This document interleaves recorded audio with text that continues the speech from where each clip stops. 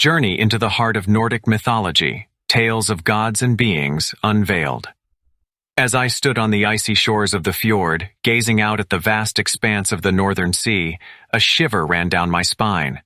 I had heard tales of the ancient gods and beings that roamed these lands, and now fate had brought me here to witness their presence. In the land of the Norse, where the sun and the moon danced across the sky, I found myself drawn into a world of myth and mystery. My journey had led me to the heart of Nordic mythology, a realm where gods and giants, elves and dwarves, wove their intricate stories. Among the towering mountains and dense forests, I stumbled upon an old traveler's inn, its walls adorned with runes and symbols of protection.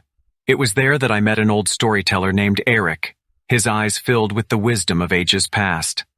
As the hearth crackled and the northern lights danced in the sky, Eric began to weave a tale of epic proportions.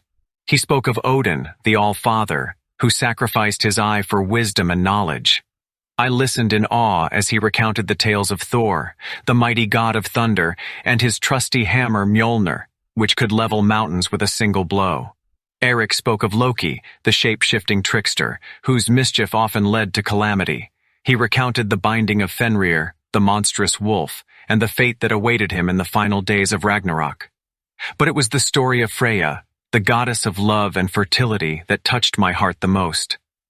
Eric's words painted a picture of a powerful and compassionate deity, whose tears turned to gold and whose laughter brought joy to the world. In the days that followed, I ventured into the heart of the wilderness, where I encountered the elusive and mysterious beings that dwelled in the shadows. The hidden folk, the elves and dwarves, revealed themselves to me in moments of unexpected serenity. I stumbled upon the forge of the skilled dwarf, Eitri, who crafted powerful weapons for the gods. His workmanship was unmatched, and the tales of the dwarves' craftsmanship were not exaggerated. As I wandered further, I found myself in the presence of the great Jormungandr, the world serpent. Its immense coils wrapped around the world, and I marveled at the sheer magnitude of the creature. One night, under the shimmering glow of the aurora borealis, I encountered the ethereal Valkyries. These fierce warrior maidens rode their majestic steeds across the night sky, choosing the souls of the fallen to bring to Valhalla, the great hall of Odin.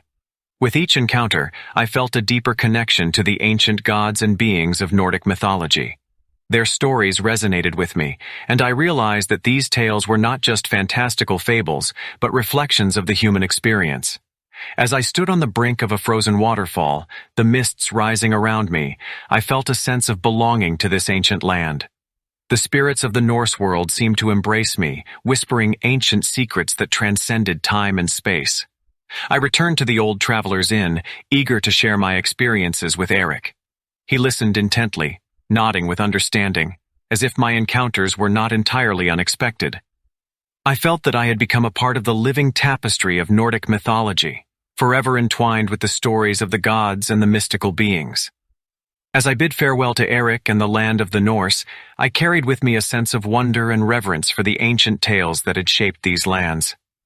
The world of Nordic mythology had left an indelible mark on my soul, and I knew that I would forever be drawn to the myths and mysteries that lay hidden in the depths of the northern realms. And so my journey continued. And as the northern lights faded in the distance, I knew that the spirit of the Norse world would forever guide my steps and inspire my heart to seek the extraordinary in the realm of myth and legend.